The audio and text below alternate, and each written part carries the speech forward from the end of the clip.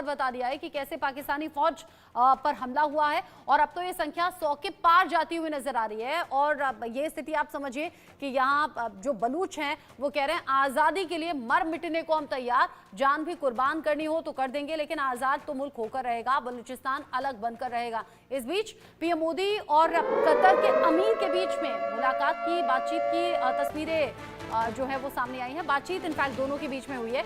Qatar के अमीर ने पहलगाम आतंकी हमले की निंदा की है। ये हम देख रहे हैं पहलगाम में हुई आतंकी घटना के बाद से अलग अलग राष्ट्र प्रमुख जो कि पीएम मोदी से बात कर चुके हैं, इस हमले की निंदा कर चुके हैं और सबसे बड़ी बात ये आतंक के खिलाफ साथ होने की बात भी कर चुके हैं। आप पीएम मोदी और कतर के अमीर के बीच में ये बातचीत की जानकारी मिल रही है और बातचीत के साथ साथ कतर के अमीर ने पहलगाम हमले की निंदा भी की है, फोन पर बातचीत हुई है, आतंक के खिलाफ साथ रहने की बात कही है। इससे पहले दिन में ही खबर हमने आपको बताई थी कि कैसे रूसी राष्ट्रपति व्लादिमीर पुतिन के साथ में भी बातचीत हुई है और व्लादिमीर पुतिन ने भी ये साफ कर दिया है कि आतंक के खिलाफ वो भारत के साथ में हैं। और इससे पहले चाहे अमेरिका देख लीजिए, बाकी बड़े देश देख लीजिए, आतंक के खिलाफ जीरो टॉलरेंस की नीति अपनाना और साथ में खड़े रहना ये किसी से अब छिपा नहीं है। अहमद मस्ती खान जी, एक तरफ तो पाकिस्तान ने आतंक के बीज बोए, अब वही आतंक उसे खोखला कर रहा है। पाकिस्तान में पाकिस्तानी आवाम तक खुद अपनी सरकार और सेना के खिलाफ सड़कों पर आ रही है और दूसरी तरफ अब जो पाकिस्तान है वो जो आदत है भीख का कटोरा लेकर सिंपैथी गेन करने की, जो पहले पैसे गेन करने के लिए, पैसे मांगने के लिए हम यहाँ वहाँ भिखारी बने पे घूम रहे थे, वो अब रूस के आगे जा रहे हैं, वो अब ब्रिटेन के आगे जा रहे हैं, वो यूएन के आगे रोना रो रहे हैं कि प्लीज हमें किसी तरह से मोदी से बचा लो, लेकिन एक्शन तो होगा। देखें, मैं ये जो कतर के जो अमीर ने मुलाकात की श्री नरेंद्र मोदी के साथ, ये अहम है। और देखें, इनके जो जनरल आसिम मुनीर है उसके लिए 5 मुल्क बहुत अहम हैं। एक चाइना, एक टर्की, एक सऊदी अरेबिया, कतर और यूनाइटेड अरब एमिरेट्स। इनमें जो है ये कतर, यूनाइटेड अरब एमिरेट्स और यहाँ तक सऊदी अरेबिया, यहाँ पर बलोचों की अच्छी खासी तादाद है।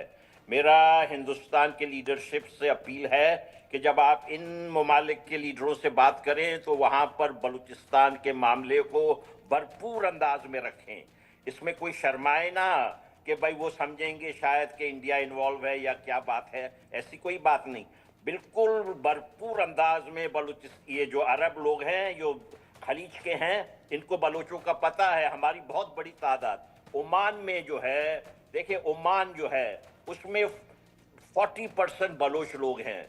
हमारे करीबी रिश्तेदार वहाँ हैं, वो सब के सब पाकिस्तान से बहुत नाराज हैं। मैं आपसे एक बात कहूँ, ये पाकिस्तान के, आप देखें मुझे हंसी आ रही थी, ये जो इनके पार्लिमानी वजीर हैं, ये जो पार्लियामेंट इनका बना है वो 447 जाली इलेक्शन के थ्रू इनका मुल्क पाकिस्तान जाली, इनका देखें जिन्ना सबसे बड़ा फ्रॉडिया जिन्ना। आपको मालूम है कि इन्होंने आके जो एक बड़ा अच्छा सेठ था मारवाड़ी शरीफ रतन मोहाटा, उसके पैलेस पे जिन्ना ने जाती तौर पे कब्जा किया। आप देख लें, ये कब्जागीर दूसरे के जमीन पे, दूसरे के कराची के अंदर मोहाटा पैलेस, आप देख लें, मैं कोई झूठ नहीं कह रहा हूँ, उसको कब्जा किया अपने बहन के लिए। और वहीं पे अयूब खान ने उसके बहन को जो है कत्ल, ये गला दबो के मारा 20 साल के बाद। तो किसी के तो वहां बदुआ लगी है ना। ये इन्होंने हमारी बदुआएं इतनी ली हैं 77 साल में बलोचों के साथ। मैं आपसे अर्ज करूं, इनका क्या है, इनका ये कहना है कि बलोच औरतें इतनी बहादुर होती हैं कि जब हमने इनके शलवार चेक किए तो वहां से हमें क्लाशनकोफ मिले।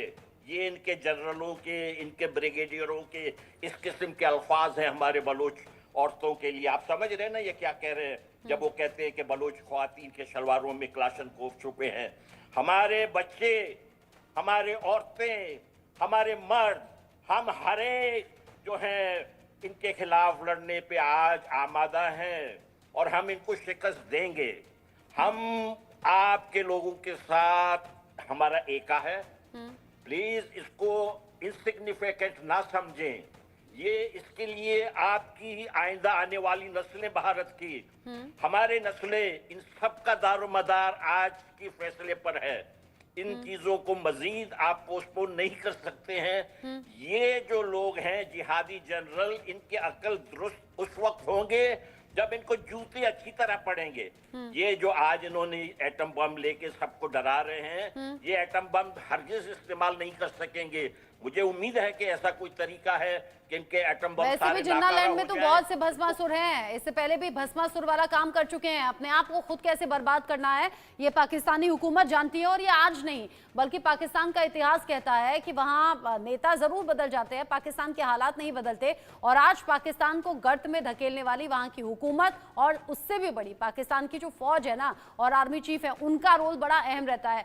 ब्रिगेडियर दत्ता, एक भारत है जहां फौज का दर्जा सबसे ऊपर हम रखते हैं, सर आंखों पर बिठाकर रखते हैं, और जब जब हम शहादत की खबर सुनते हैं तो कलेजा बड़ा पसीज जाता है, बड़ा आंखें नम हो जाती हैं।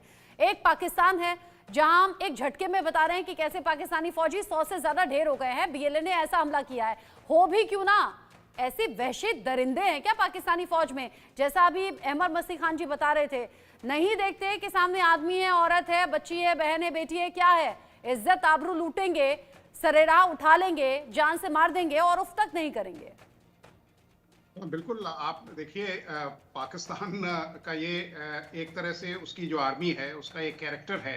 अगर आप 1971 में देखें, आप कितने कत्लेआम किए, कम से कम लाखों महिलाओं के साथ उन्होंने बदसलूकी की, वहाँ कत्लेआम किया, वहाँ मतलब जो दानिशमंद लोग थे उनका कत्ल किया गया। आप देखिए शेख मुजीबुर रहमान की फैमिली को किस तरह से उन्होंने खत्म कर दिया, जो बंग बंधु थे। तो इन सब चीजों को ध्यान में देखते हुए पाकिस्तान आर्मी के कोई मॉरल स्क्रूपल्स नहीं है। आप ये देखिए यहाँ जिस तरह से ब्लड शेड होता है, जिस तरह से वहाँ सियासी फेरबदल होते हैं, और अब आप देखिए कि जिस तरह की आर्मी को जैसे अप्रूट किया जा रहा है। आज ये देखिए बलूच लिबरेशन आर्मी ने ये ऑपरेशन अंजाम दिया है। अब आप देखिए अगर 100 की तो अभी रिपोर्ट है, शाम तक देखिए ये नफरी और बढ़ जाएगी। तो ये बताता है कि किस तरह से जो बीएलए के लोग हैं वो एकदम डेडिकेटेड है, और वो उनके अंदर वो जुनून है कि साहब हमें अपना एक नया मुल्क बनाना है और आज़ादी के लिए हमें लड़ना है। तो इन सब चीज़ों को ध्यान में रखते हुए पाकिस्तान आर्मी का देखिए, मैं पढ़ रहा था इनके जो इक्विपमेंट है, रिलायबिलिटी है, ये सब बिल्कुल मतलब कमज़ोर हो चुका है। इनके आधे से ज़्यादा टैंक मुश्किल से 100-125 किलोमीटर भी नहीं चल पाएंगे। तो इन सब चीज़ों को ध्यान में रखते हुए अब देखिए 1500 लड़ाके अगर बलूचिस्तान आर्मी के हैं, जैसे कि वो असीम मुनीर साहब बता रहे थे, तो अगर 1500 लड़ाके इस तरह के ऑपरेशन, वो जाफर एक्सप्रेस को मतलब अगवा कर सकते हैं, वो इस तरह के मतलब अटैक कर सकते हैं, तो ये दर्शाती है कि तुम भाई 1,500 आदमियों से तो लड़ नहीं पाओगे। भारत में तो कम से कम 14 लाख की फौज है और 10 लाख के पैरामिलिट्री फोर्सेज हैं। तो इन सब चीज़ों से पाकिस्तान को कुछ अकल लेनी चाहिए और उनको ये समझना चाहिए कि जो हमसाया मुल्क है उसके साथ रिश्ते बेहतर रखने चाहिए, और उसमें ही उसके डेवलपमेंट है। अदरवाइज ये क्या है, वो तो कहते रहे कि मतलब खाक में मिल जाएंगे ये लोग। ऑलरेडी आवाम को पता है, वहाँ पाकिस्तान में तकरीबन 40% लोग ऐसे हैं जो सरकार के खिलाफ आवाज उठा रहे हैं। वो कह रहे हैं कि साहब पाकिस्तान क्या बेवकूफ़ी कर रहा है, पाकिस्तान क्यों इस तरह के सुसाइडल ऑपरेशंस प्लान कर रहा है। तो इन सब चीज़ों को मद्देनजर रखते हुए वहाँ के वो कहते हैं ना कि खुदा इनकी जो इनको सद्बुद्धि दे, जिससे कि ये अपने जो आवाम है, अपनी जो फौज है उसको न मरवाएं। क्योंकि भारत जब हमला करेगा तो भारत के यहाँ मतलब हमारी जो फोर्सेस हैं वो इतनी डेडिकेटेड हैं, इतनी बैटल हार्डन्ड है, इतनी प्रोफेशनल है कि जिसका मैं आपको मतलब एक नहीं कई मिसालें दे सकता हूँ। हाँ। आप देखिए बैटल ऑफ डोगरा ही ले लीजिए आप, एक बार नहीं हमने पाकिस्तान से 2 बार उसको जीता। जाट रेजिमेंट गई थी यहाँ।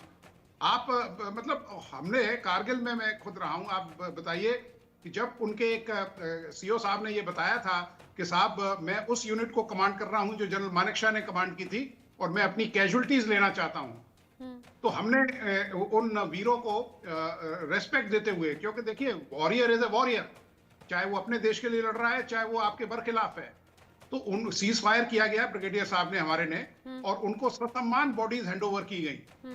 तो इसे कहते हैं वॉरिंग एथिक्स। बिल्कुल। पाकिस्तान की तरह नहीं कि लेकिन अपने ऐसे सैनिकों एथिक्स को। की उम्मीद पाकिस्तान से तो कतई नहीं हो सकती। अच्छा, आप दोनों ही चूंकि बहुत सीनियर हैं और फौज का हिस्सा रहे हैं, 1971 का जिक्र जब बहुत बार हो रहा है और इस सिचुएशन में बहुत ज्यादा हो रहा है जेकेएस परिहार सर, और कल तो मॉक ड्रिल की भी बारी है, 295 जिलों में मॉक ड्रिल सरकार के जरिए होगी ताकि आम लोग भी अवेयर हो सके युद्ध की या हमले की स्थिति में।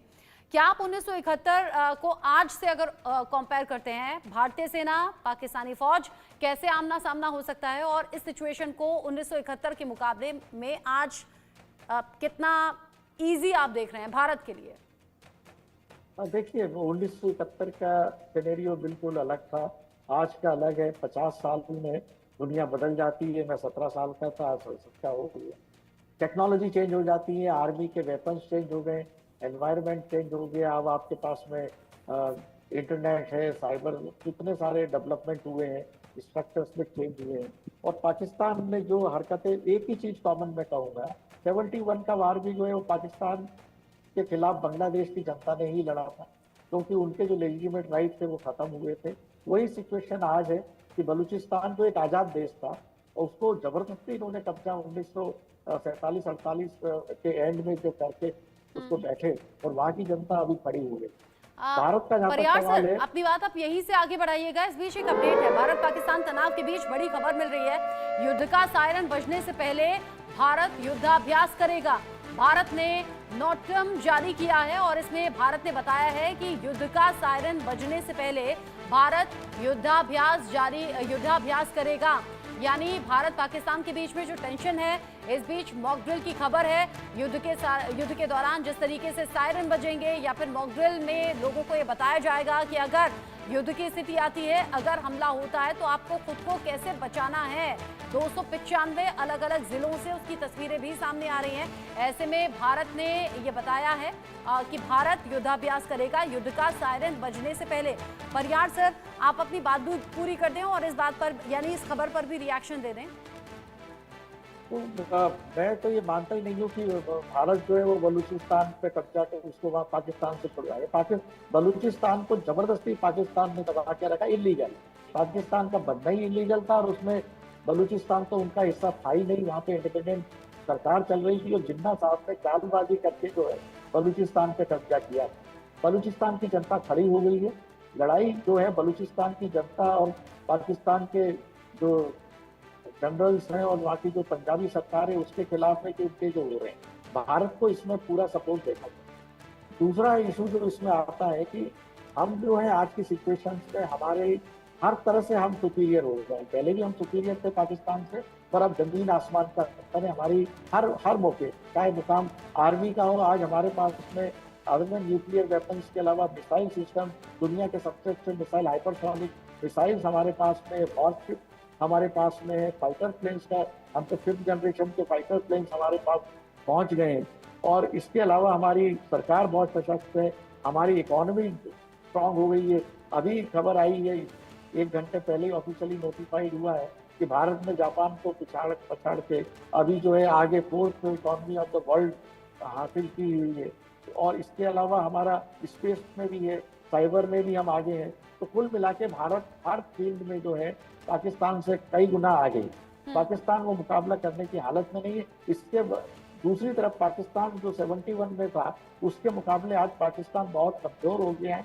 उनके इंटरनल कॉन्फ्लिक्ट इतने ज्यादा है कि सिवाय पंजाब को छोड़ के वर्तमान सरकार के पास में, चाहे वो नवाज शरीफ हो, चाहे वो पाकिस्तान की आर्मी हो, पूरा पाकिस्तान उनके खिलाफ है। सिंध में भी हमने उस पर बहुत जाना, और खैबर पख्तूनख्वा, बलूचिस्तान हम देख ही रहे हैं। तो अब ये कैसे ये सिचुएशन, भारत सरकार, मैं समझता हूँ जिस तरह का हमारे प्राइम मिनिस्टर की वर्किंग है, वो कोई नी जर्क रिएक्शन नहीं करता। और अगर वो 10 साल 11 साल से हैं और जिस दिन वो सरकार में आए, मैं समझता हूँ उसके पहले से ही इनके दिमाग में था कि मैं प्रधानमंत्री बनूंगा और बन के रहे, और मैं ये करके रहूंगा, वो करके रहे।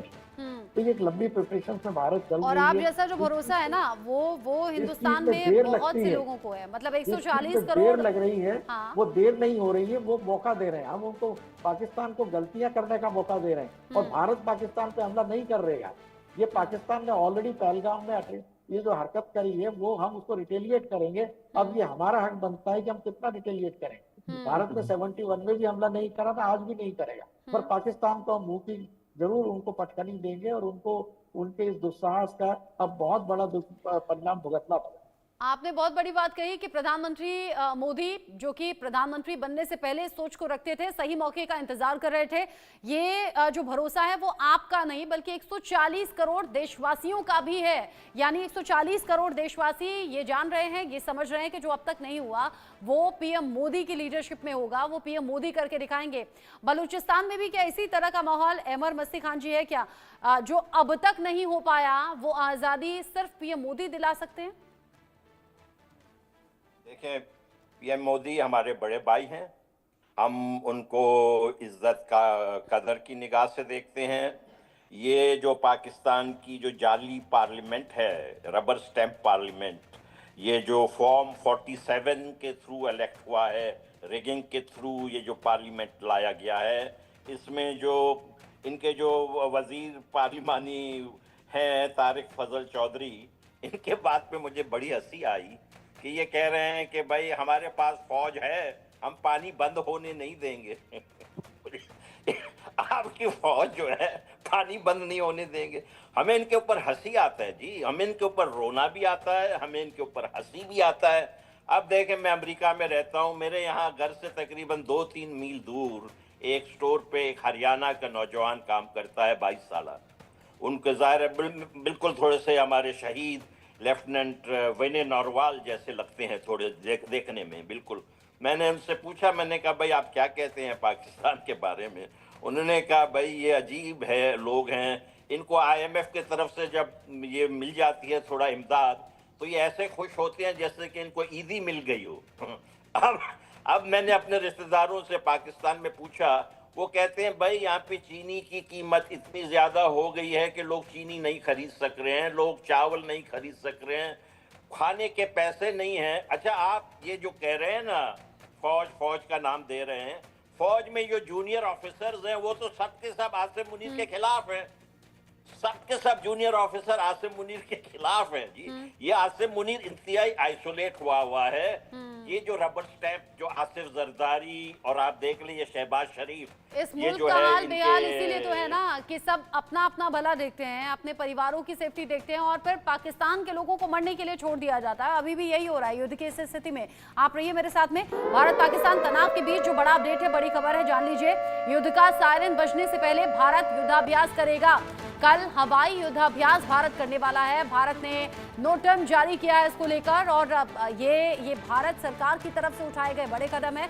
गृह मंत्रालय ने पहले ही कहा है कि मॉक ड्रिल होगी, लेकिन मॉक ड्रिल के दौरान जो युद्ध के दौरान सायरन बजते हैं वैसा माहौल और वो एटमॉस्फेयर, इसमें क्या हम लोगों को करना चाहिए ये तो बताया जाएगा, लेकिन उससे पहले युद्धाभ्यास करेगा भारत। यानी कि आसमान में गर्जना करते हुए जो वायुसेना है वो नजर आने वाली है। युद्ध का सायरन बजने से पहले भारत युद्धाभ्यास करेगा।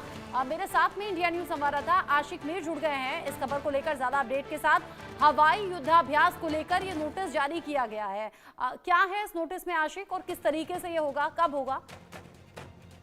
देखिए, लगातार तनाव की स्थिति बनी हुई है। खासतौर पर अगर हम पाकिस्तान की बात करें तो अब भारत की तरफ से जो है अभियान साउथ ईस्ट का जो करीब है वहां पर किया जाएगा, उसके लिए नोटम जो है जारी किया गया है। यानी जो डायरेक्शन दी गई है तरफ से अब भारत भी जो है अभ्यास करेगा और इस युद्ध अभ्यास के जरिए जो है जो देश की वायुसेना है अपने लड़ाकू तैयारी विमान जो है वो झलक जो है देखने को मिलेगी। और फिलहाल इस तरह की स्थिति तनावपूर्ण पूरे पाकिस्तान में बनी हुई है और इसके चलते जो है ये युद्ध अभ्यास होने जा रहा है और इस पर तमाम देशों की नजरें हैं। जिस तरह से लगातार जो पहलगाम में आतंक की घटना घटी और उस घटना के बाद जो है लगातार हमने देखा कि पाकिस्तान की तरफ से लगातार युद्ध विराम का उल्लंघन किया जा रहा है, चाहे जितने भी जम्मू कश्मीर के सीमावर्ती इलाके हैं, और उसके चलते जो है अब लगातार जो है युद्ध अभ्यास की तैयारी की जा रही थी और कल जो है साउथ एशिया में जो है ये युद्ध अभ्यास किया जाएगा, जिसमें भारत के जितने भी लड़ाकू विमान है वो जो है अपनी झलकियां दिखाएंगे। क्योंकि जिस तरह की टेंशन जो है पूरे पाकिस्तान में बनी हुई है, इसके चलते फिलहाल जो निर्णय भारत सरकार की तरफ से लिए जा रहे हैं तो युद्ध अभ्यास जो है साउथ एशिया में हो जाएगा, जिसकी नोटिस भी जो है जारी की गई है। जी अब ये नोटिफिकेशन जारी हुआ है, युद्ध का सायरन बजने से पहले युद्धाभ्यास होगा। क्या ये सिर्फ हवाई युद्धाभ्यास है? अगर मॉक ड्रिल के जरिए लोगों को ये बताया समझाया जाना है आशिक कि युद्ध की स्थिति में, हमले की स्थिति में क्या करना है, और उससे पहले युद्धाभ्यास अगर हमारी सेना करना चाहती है तो क्या वो जल थल नभ तीनों ही तरीके से होगा क्या? देखिए, फिलहाल जिस तरह से नोटिफिकेशन जारी किया गया है उसमें कहा गया है कि भारतीय वायुसेना जो है साउथ एशिया के करीब जो है अपना युद्ध अभ्यास करेगी और इसके चलते जो है तमाम तर तैयारियां की गई है। नोटिफिकेशन में बाकायदा तौर पर वायुसेना का जिक्र किया गया है और सबसे बड़ी बात यहाँ पर यह है कि जो हालात तनावपूर्ण बने हुए हैं इसके चलते युद्ध अभ्यास का होना जो है वहां पर जो भी वायुसेना के ऑफिसर है वो रहेंगे। और सबसे बड़ी बात यहाँ पर यह है कि जब दोनों देशों के बीच में इस समय तनावपूर्ण स्थिति बनी हुई है तो इसके चलते इस युद्ध अभ्यास का होना बेहद जरूरी था, क्योंकि लगातार जो पाकिस्तान की तरफ से युद्ध विराम का उल्लंघन किया जा रहा है तो उसका जवाब जो है अब देने की जरूरत है। पहले हमने वाटर स्ट्राइक की, उसके बाद डिजिटल स्ट्राइक हुई और अब जो है कहीं ना कहीं जो देश से आवाजें उठ रही है, जो जम्मू कश्मीर के लोग मांग कर रहे हैं या सीमावर्ती इलाकों में लोग मांग कर रहे हैं कि अब मिलिट्री एक्शन भी होना चाहिए। मैं अगला सवाल आपसे पूछना चाहती थी, एक तरफ मॉक है। ड्रिल करवाने की तैयारी है, दूसरी तरफ युद्धाभ्यास की तैयारी है, तीनों सेनाओं की जो एक्शन मोड की तस्वीरें हैं वो सामने आ रही हैं। इधर दिल्ली में मीटिंग्स पर मीटिंग्स हो रही हैं, पीएम मोदी खुद उन मीटिंग्स का हिस्सा हैं। मैं ये पूछना चाह रही हूँ जो सवाल 140 करोड़ देशवासियों के दिल में है, क्योंकि आप फील्ड में रहते हैं, ग्राउंड पर रहते हैं, अधिकारियों के संपर्क में रहते हैं, क्या अब ये फाइनल पॉइंट है जब एक कदम आगे बढ़ाने के बाद आतंक का खात्मा होगा?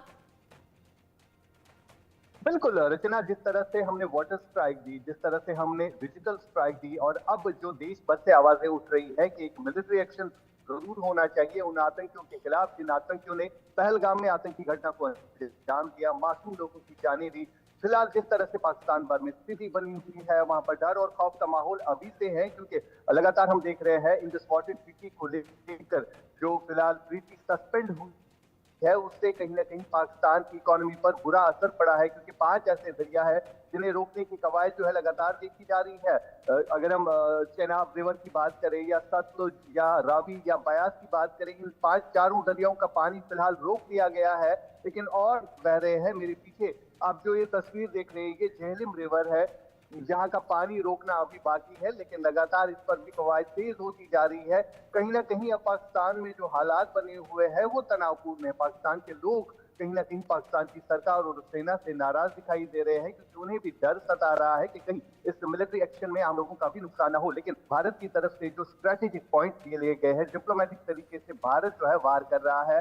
अभी तक मिलिट्री स्ट्राइक जो है नहीं हुई है लेकिन तैयारी मुकम्मल की गई है मिलिट्री स्ट्राइक के लिए। भारतीय सेना के जवान जो है लगातार और ये जो डिप्लोमेटिक स्ट्राइक है ना, ये पाकिस्तान को साइकोलॉजिकली कमजोर करने की भी एक कोशिश है। और अब मिलिट्री वॉर जिसका इंतजार था, मिलिट्री एक्शन, अब वो घड़ी कभी भी आ सकती है। ये एक के बाद एक इंडिकेशंस के बाद हिंदुस्तानी भी समझ रहे हैं। बहुत शुक्रिया आपका आशिक मीर, ये पूरी जानकारी दर्शकों तक पहुंचाने के लिए। साथ ही साथ JKS परिहार सर, ब्रिगेडियर दत्ता और अहमद मस्ती खान जी, आप सभी का भी शुक्रिया इस डिस्कशन में साथ में रहने के लिए। हमने कहा ना, पाकिस्तान के लिए झमेला बस अब कुछ दिन का खेला बचा है, क्योंकि अब फाइनल जवाब देने की तैयारी है और पाकिस्तान इसमें हो जाएगा टूटकर टुकड़े टुकड़े। एक छोटा सा ब्रेक।